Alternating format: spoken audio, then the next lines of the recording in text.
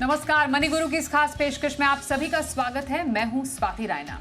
आज हम बताएंगे ब्याज दरों के गिरावट में बॉन्ड फंड पर क्या असर पड़ता है। अब तक हुए 1% तक के रेट कट से बॉन्ड फंड के प्रदर्शन पर अब तक कितना असर पड़ा, क्या बॉन्ड में पैसा लगाने का ये सही समय है, लॉन्ग टर्म से लेकर शॉर्ट टर्म बॉन्ड फंड पर स्ट्रैटेजी आज हम आपको बताने वाले हैं। हमारे साथ दो खास एक्सपर्ट्स हैं, कराते हैं उनका स्वागत। ट्रस्ट म्यूचुअल फंड के सीईओ संदीप बागला, आनंद राठी वेल्थ के डायरेक्टर ऋषिकेश पालवे हमारे साथ है। संदीप जी और ऋषिकेश दोनों का बहुत स्वागत है मनी गुरु में आज हमारे साथ शामिल होने के लिए।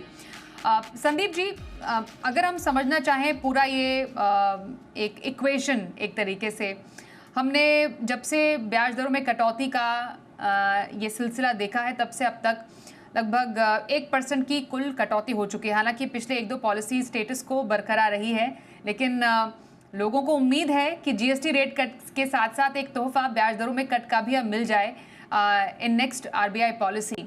सर, थोड़ा समझाने के लिए हम रिक्वेस्ट करेंगे आपसे कि ये ब्याज दरें और बॉन्ड फंड, इनका आपस का जो रिलेशन है वो किस तरीके से आगे बढ़ता है। देखिए, आरबीआई जो है, नमस्कार स्वाति जी। आरबीआई जो है ये ब्याज की दरें कम करता है। जो ओवरनाइट रेट्स होती है ये बहुत शॉर्ट टर्म रेट्स को कंट्रोल करते हैं और लिक्विडिटी को कंट्रोल करते हैं। जब इकोनॉमी थोड़ा वीक होती है और अगर इन्फ्लेशन नीचे है तो ब्याज की दरें कम होती हैं।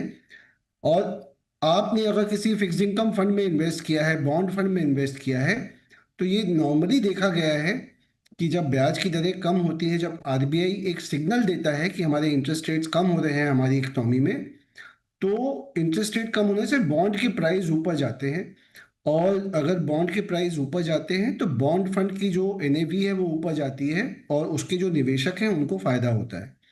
तो टिपिकली इंटरेस्ट रेट्स अगर आरबीआई कम करते हैं, ओवरनाइट रेट्स या रेपो रेट्स कम करती है आरबीआई, तो ये देखा गया है कि नॉर्मली जो शॉर्ट एंड रेट्स हैं वो नीचे आ जाती हैं और लॉन्ग टर्म रेट्स जो हैं 10 ईयर 15 ईयर के जो बॉन्ड यील्ड्स हैं वो भी नीचे आनी चाहिए।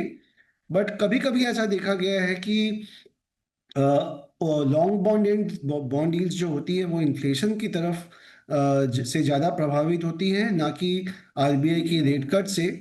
तो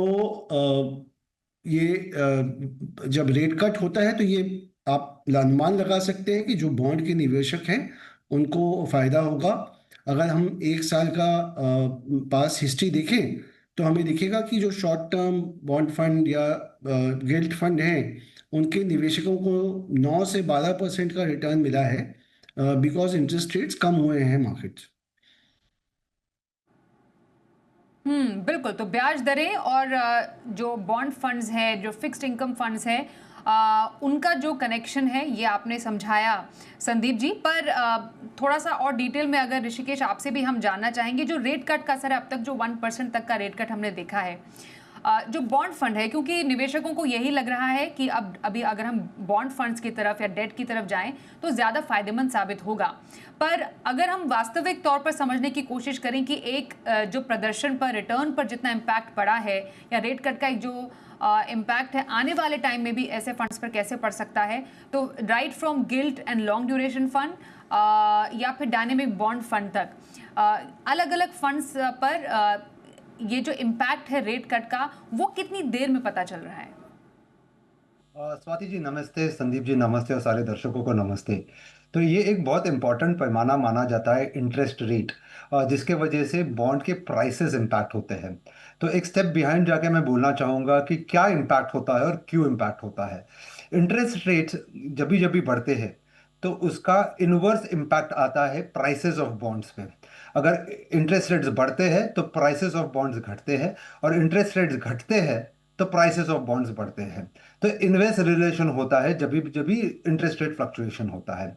और एक ये बहुत इंपॉर्टेंट पैमाना माना जाता है prices of bond factor in करने के लिए। अभी दूसरी चीज़ ये समझनी बहुत ज़रूरी है, कैसे इम्पैक्ट आता है। तो कैसे इम्पैक्ट आता है और क्यों इम्पैक्ट आता है। जब भी हम देखते हैं कि इंटरेस्ट रेट्स घटते हैं तो क्या होता है, अगर समझो कोई कंपनी ए है जिन्होंने पिछले साल एक बॉन्ड इशू किया था जिसके लिए उन्होंने 10% का प्रॉमिस किया है इंटरेस्ट रेट। अभी इस साल जब इंटरेस्ट रेट्स घटते हैं पूरे कंट्री के, तो सेम कंपनी ए एक नया बॉन्ड इशू करती है, लेकिन वो अभी 10% पे नहीं लेकिन 9% पे इशू करेगी। फिर क्या होगा, जो पिछले साल उन्होंने इशू किया हुआ बॉन्ड था 10% पे, वो अभी अट्रैक्टिव हो जाएगा, पूरी दुनिया वो बॉन्ड खरीदने के पीछे पड़ जाएगी, जिसके वजह से उसकी डिमांड बढ़ जाएगी। डिमांड बढ़ने के कारण प्राइसेस बढ़ जाएंगे। इसी के वजह से जब भी इंटरेस्ट रेट्स घटता है, प्राइसेस ऑफ बॉन्ड्स बढ़ते हैं। That is the relation between interest rates and prices of bond. अभी देखा जाएगा इम्पैक्ट कैसे आता है, तो एक चीज समझने की बहुत जरूरी है कि एक पैमाना है जिसके वजह से हमको पता चलता है प्राइसेस ऑफ बॉन्ड क्या, कितने हद तक गिर सकते हैं या कितने हद तक बढ़ सकते हैं।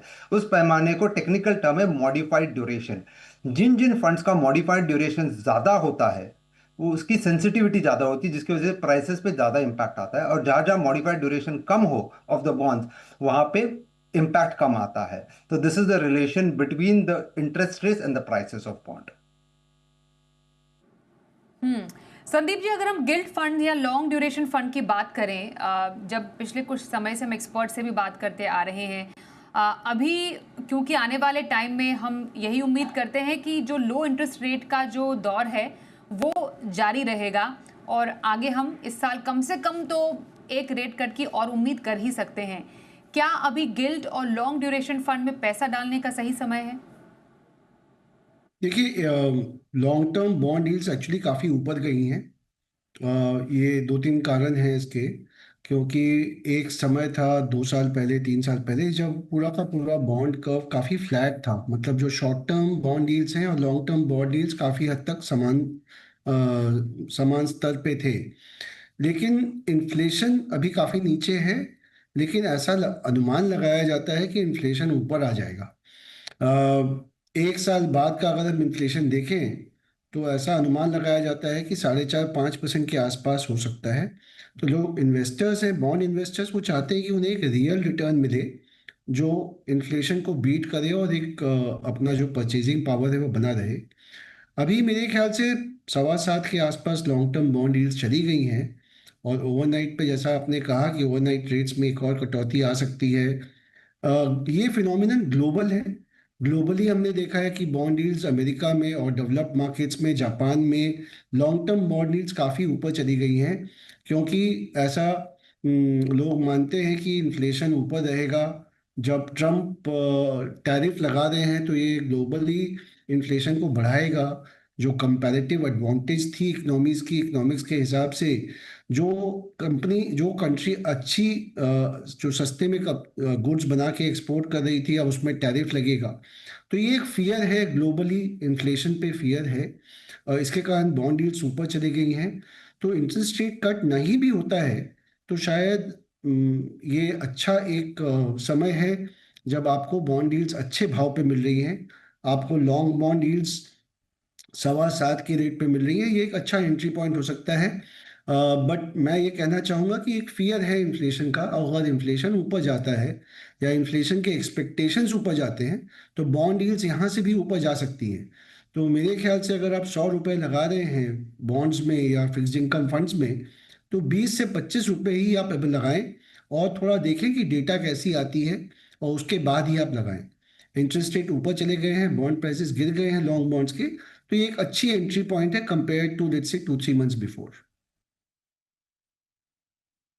ओके, तो ये तरीका बताया खास तौर पर लॉन्ग ड्यूरेशन फंड में पैसे डालने का संदीप जी ने। पर कैसे फंड्स हैं, अगर हम फंड्स के परफॉर्मेंस को भी ऋषिकेश अगर हम स्टडी करें तो अराउंड एक साल में अराउंड 6 to 8% तक का रिटर्न, या फिर 3 साल ब्रॉडर होराइजन में लगभग 8.5% का रिटर्न यहाँ पर मिला है। सो एज कम्पेयर टू जो बाकी ऑप्शंस हैं, जब हम फिक्स इनकम में ही अगर इनको एफडी, आर्बिट्राज, इनसे कंपेयर कर लें, तो आने वाले टाइम में अट्रैक्टिव आपको इन टर्म्स ऑफ रिटर्न क्या लग रहा है Rishikesh? Swati ji, in terms of returns आगे चल के मेरे हिसाब से गिल्ड फंड्स जो है या लॉन्ग ड्यूरेशन फंड्स है वो काफ़ी अच्छे साबित होंगे। लेकिन एक कैवेट देना चाहूँगा, एक फुटनोट देना चाहूँगा कि अगर आप लॉन्ग ड्यूरेशन फंड में डाल रहे हो या फिर आप अगर गिल्ड फंड में डाल रहे हो, तो आपका होल्डिंग होराइजन ज़्यादा होना चाहिए, क्योंकि इंटरिम पीरियड में वॉलेटिलिटी काफ़ी हद तक दिखाई दे सकती है, क्योंकि इंटरेस्ट रेट मूवमेंट्स की वजह से प्राइस ऑफ बॉन्ड्स ऊपर नीचे होने की पॉसिबिलिटी बहुत ज़्यादा है। लेकिन आप अगर होल्ड टू मैच्योरिटी करते हो तो आपको शायद जो आपका यील्ड प्रॉमिस किया गया था वो आपको मिल सकता है। स्पेशली गिल्ड फंड में या टारगेट मैच्योरिटी फंड्स जिसे हम कहते हैं, 7-8 साल के टारगेट मैच्योरिटी फंड्स जो होते हैं जिनके रिटर्न्स होते करीबन 7 से 8% के बीच में, अगर आप होल्ड टू मैच्योरिटी करते हो तो आपको वो 7 से 8% मिलने की संभावना बहुत ज़्यादा होती है। तो अगर आपको डेट में निवेश करना ही है तो आपने गिल्ड फंड में करना चाहिए या फिर लॉन्ग ड्यूरेशन फंड में करना चाहिए। गिल्ड फंड इसलिए कह रहा हूं क्योंकि क्रेडिट एक बहुत बड़ी जोखिम होती है डेट फंड्स में, वो नलीफाई हो जाती है या काफ़ी हद तक कम हो जाती है, क्योंकि आप जो पैसा उधार पे दे रहे हो किसी कॉरपोरेट को या किसी कंपनी को नहीं दे रहे हो, बल्कि आप गवर्नमेंट ऑफ इंडिया को दे रहे हो, सॉवरेन दे रहे हो, जिसकी क्रेडिबिलिटी सबसे हाईएस्ट मानी जाती है। तो आप अगर गवर्नमेंट ऑफ इंडिया को लेंड करते हो तो क्रेडिट रिस्क जो है वो लगभग निकल जाती है। दूसरी, इंटरेस्ट रेट रिस्क जो है वो आपका अगर होल्डिंग होराइजन बहुत हद तक ज़्यादा है तो आपको प्रॉमिस्ड वाईटीएम्स जो है वो मिलने की गुंजाइश बहुत हाई होती है। एब्सोल्युटली। तो हमने गिल्ट और लॉन्ग ड्यूरेशन फंड की बात की, अब जरा फोकस शिफ्ट करते हैं towards dynamic bond fund. Sandeep ji, dynamic bond fund, क्या आपको लगता है जितना इंटरेस्ट रेट का फ़ायदा, गिरने का फ़ायदा ऐसे फंड्स को मिलना चाहिए, क्या मिल पाया? ऑल्सो एक असेस करने की जो एक कह सकते हैं एग्जामिन करने का जो पावर है फॉर अ फंड मैनेजर, वो एक बहुत बड़ा रोल प्ले करता है एक डायनेमिक बॉन्ड फंड को उसके परफॉर्मेंस के लिए? नहीं, आप सही कह रही हैं। डायनामिक बॉन्ड फंड का ये उद्देश्य रहता है कि अगर फंड मैनेजर को लगे कि इंटरेस्ट रेट नीचे आने वाले हैं तो लॉन्ग ड्यूरेशन बॉन्ड्स में लगाता है, जहाँ पे इंटरेस्ट रेट सेंसिटिविटी ज़्यादा है, जहाँ कैपिटल अप्रिसिएशन का एक्सपेक्टेशन ज़्यादा है। और जब उसे लगता है कि भाई इंटरेस्ट रेट ज़्यादा गिरेंगे नहीं और ऊपर भी आ सकते हैं, तो वो काफ़ी शॉर्ट मैच्योरिटी पे आ सकता है। डायनामिक फंड्स ऐसे फंड्स हैं जो कंसेप्चुअली तो बहुत अच्छे हैं, लेकिन रियल लाइफ में क्या होता है कि मार्केट्स आर क्वाइट वॉलेटाइल और इसमें कई बार फंड मैनेजर सही तरह से अनुमान नहीं लगा पाते हैं। तो फंड मैनेजर की जो एक्सपर्टीज़ है ये इसमें उभर के आती है और इसमें फंड मैनेजर को पूरी छूट रहती है कि उसका जो रिस्क है वो कैसे मैनेज करे और अपने अनुमान के हिसाब से वो रिस्क ले। तो अगर आप लॉन्ग डायनामिक बॉन्ड फंड में लगाना चाहते हैं तो कंसेप्चुअली बहुत स्ट्रॉन्ग फंड है, बहुत लाभदायक फंड है, लेकिन आप इसमें फंड मैनेजर का ट्रैक रिकॉर्ड देखना ना भूलें, क्योंकि फंड मैनेजर की एक्सपर्टीज पे काफ़ी डिपेंड करता है कि वो फंड कैसा करे। Absolutely sir. तो ये हमने डायनेमिक बॉन्ड फंड के जो डायनेमिक्स है वो समझी है संदीप जी से। मैं कॉर्पोरेट बॉन्ड फंड पर ऋषिकेश आपसे जानना चाहती हूँ, क्योंकि ये भी एक ऐसा स्पेस रहा है विद इन बॉन्ड फंड्स या फिक्स्ड इनकम फंड्स जहाँ पर हमने पिछले कुछ महीनों तक अच्छा पैसा आते हुए देखा है। हालांकि जो अगस्त का महीना था वो थोड़ा सुस्त ज़रूर था, पर ओवरऑल ठीक ठाक ही पैसा आया है कॉर्पोरेट बॉन्ड फंड में। तो क्या आने वाले टाइम में कॉर्पोरेट बॉन्ड फंड में पैसा लगाने का सही समय आपको नजर आ रहा है? स्वाति जी, ये जो इंटरेस्ट रेट मूवमेंट जिसके हम बेसिकली बात कर रहे हैं उसका मॉडरेट इम्पैक्ट आता है कॉर्पोरेट बॉन्ड या फिर पीएसयू फंड्स में। तो बेसिकली एक्रूअल जो होता है वो काफ़ी हावी हो जाता है इन फंड्स में। तो हाल फिलहाल में हमने देखा है कि कॉर्पोरेट बॉन्ड फंड में काफ़ी सारे निवेश हुए हैं और for a shorter period of time और मीडियम पीरियड ऑफ टाइम ये काफ़ी अच्छा साबित हो सकता है। लेकिन इसमें भी जैसे संदीप जी ने कहा कि फंड मैनेजर का स्किल बहुत अधिकतर काम आता है, क्योंकि यहाँ पे जो है इंटरेस्ट रेट का प्ले जो है वो फंड मैनेजर के हाथों में होता है। अगर फंड मैनेजर अजाइल है और अच्छी तरह से इंटरेस्ट रेट्स को पेव कर सकता है तो ये काफ़ी अच्छे साबित होते हैं। वापस यही कहूंगा जो संदीप जी ने कहा था कि उसकी ट्रैक रिकॉर्ड जाननी बहुत जरूरी है कि कैसे परफॉर्मेंस रहा है उस फंड मैनेजर का इस स्पेस में। ओके, तो ये रहे कॉर्पोरेट बॉन्ड फंड में निवेश के नुस्खे ऋषिकेश पालवे की तरफ से। एक छोटा ब्रेक हम लेते हैं। ब्रेक के बाद जरा डेट फंड में अब आगे आने वाले टाइम में इन्वेस्टमेंट की स्ट्रैटेजी समझने की कोशिश करेंगे हमारे दोनों ही एक्सपर्ट्स और जानेंगे कहां पर है आपके लिए अब इन्वेस्टमेंट अपॉर्चुनिटी। बने रहिए हमारे साथ।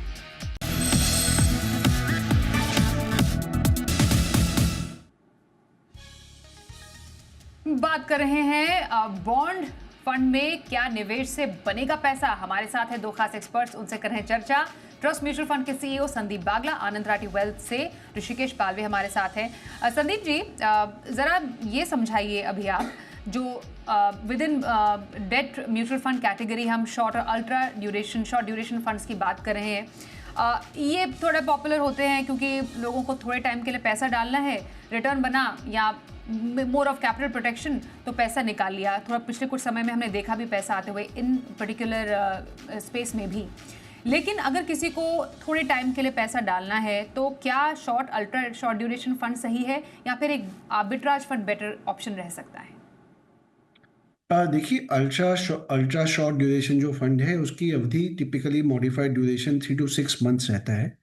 ये काफ़ी शॉर्ट ड्यूरेशन का फंड है और इसमें ज़्यादा वॉलेटिलिटी आने की उम्मीद नहीं होती है unless interest rates really shoot up. तो ये एक बहुत ही सेफ एनवायरनमेंट है। लेकिन अनफॉर्चुनेटली क्या हुआ है कि जो टैक्स बेनिफिट इन्वेस्टर्स को मिलते थे वो अब इसमें से थोड़े विड्रॉ हो गए हैं। तो अगर किसी को आर्बिट्राज फंड से तुलना करनी है और अगर 1 साल का होराइजन है तो आर्बिट्राज फंड डेफिनेटली बेटर है। और हमने देखा है कि इनमें आर्बिट्राज फंड्स में वाइल कैपिटल अप्रिसिएशन की उम्मीद नहीं रहती है, लेकिन from a tax perspective it's a better fund. और लिक्विड फंड जितना रिटर्न आता है, अल्ट्रा शॉर्ट ड्यूरेशन जितना रिटर्न आता है, और अगर आप अल्ट्रा शॉर्ट ड्यूरेशन से तुलना करें तो मेरे हिसाब से arbitrage fund post tax returns अगर आप देखें तो आर्बिट्राज फंड्स में टैक्स रिटर्न्स बेटर आ सकते हैं, रिटर्न्स बेटर आ सकते हैं। बिल्कुल। और जो टैक्सेशन है वो इक्विटी जैसा है आर्बिट्राज फंड में, तो आप डाल तो फिक्स इनकम में पैसा रहे हैं एक तरीके से। अगर उस कैटेगरी की बात करें, आपको ट्रीटमेंट वैसा मिल रहा है, आपको फील वैसी मिल रही है, लेकिन जो टैक्सेशन जो का ट्रीटमेंट इक्विटी के समान माना जाता है। ये व्यू रहा संदीप जी का इसमें। मैं ऋषिकेश, जब आपसे समझना चाहती हूँ, रिस्क और रिटर्न का जो फैक्टर है बहुत इंपॉर्टेंट रहता है। लोगों को लगता है कि फिक्स्ड इनकम है, डेट है, तो शायद रिस्क नहीं होगा, लेकिन क्योंकि जिस तरीके से हम ब्याज दरों में कटौती की बात कर रहे हैं या क्रेडिट रिस्क की बात कर रहे हैं, तो before investing in any fixed income fund या किसी भी बॉन्ड फंड, आपको किन किन रिस्क को पहचानना ज़रूरी है? स्वाति जी, ये बहुत महत्वपूर्ण सवाल है कि रिस्क क्या होती है डेट की, क्योंकि हमेशा ये पाया जाता है कि डेट जो है वो रिस्क फ्री है या डेट में कोई रिस्क नहीं है, कोई जोखिम नहीं है। लेकिन मेरा कहना ये है, एक स्टेटमेंट कहना चाहूँगा, काफ़ी हैरानियत होगी काफ़ी लोगों को कि डेट की रिस्क जो है वो इक्विटी से कई हद तक ज़्यादा है। क्यों कह रहा हूँ मैं? क्योंकि डेट की रिस्क बाइनरी होती है, इधर एवरीथिंग और नथिंग। ये कॉन्सेप्ट पे डेट चलता है। यहाँ पे आता है हमारा पहला जोखिम, जिसको हम कहते हैं क्रेडिट रिस्क। उदाहरण के तौर पे, अगर आप किसी को पैसे ब्याज पे देते हो और वो इंसान पैसे लेके भाग जाता है, या वो पैसे लेता है और उनका उनका धंधा डूब जाता है और उनकी क्षमता नहीं रहती है कि वो जो पैसे उधार पे लिए वो वापस कर दे, तो आपका तो इंटरेस्ट तो गया ही, रिटर्न तो गया ही, लेकिन आपका कैपिटल भी डूबने की संभावना बहुत ज़्यादा होती है। ये हुई हमारी पहली रिस्क, क्रेडिट रिस्क। तो क्रेडिट रिस्क का मतलब ये होता है कि अगर आप जिसको लेंड कर रहे हो उसका क्रेडिट रेटिंग अगर हाई है, तो इंटरेस्ट रेट जो at the rate of interest जो बोरो करते हैं वो कम होने की गुंजाइश होती है। जहाँ पे क्रेडिट रिस्क या क्रेडिबिलिटी जो है, क्रेडिट रेटिंग्स जो है वो कम है, वहाँ पे बोरोइंग रेट थोड़ा हाई होता है। ये हुई पहली जोखिम या पहला रिस्क।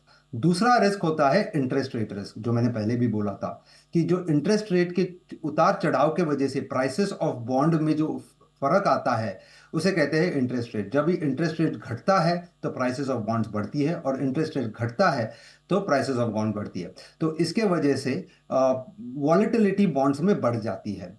तो अगर आप डेट म्यूचुअल फंड्स की भी वॉलेटिलिटी देखो, जो अधिकतर लोगों को लगती होगी कि जीरो है, उसका भी स्टैंडर्ड डिविएशन एक पैमाना है। निफ्टी का जैसे 12% की रिटर्न है और स्टैंडर्ड डिविएशन 5 साल के रोलिंग रिटर्न्स का रिटर्न 12.5% रिटर्न है, लेकिन स्टैंडर्ड डिविएशन करीबन 9% का होता है। लेकिन डेट का या डेट म्यूचुअल फंड्स का रिटर्न्स करीबन 7-7.5% होता है, लेकिन स्टैंडर्ड डिविएशन जो होता है वो 1.5-2% के इर्द गिर्द होता है। तो रिस्क वहां पे भी मौजूद होती है in terms of credit and in terms of interest rate.